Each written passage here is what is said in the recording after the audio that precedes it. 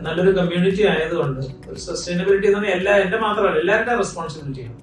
അപ്പൊ അതിൽ നിന്ന് നിങ്ങൾക്ക് ഏത് രീതിയിൽ എന്റെ പ്രൊഡക്റ്റിനെ അല്ലെങ്കിൽ ബിസിനസിനെ സപ്പോർട്ട് ചെയ്യാൻ പറ്റുമെങ്കിൽ എങ്ങനെയായാലും I'm open to it.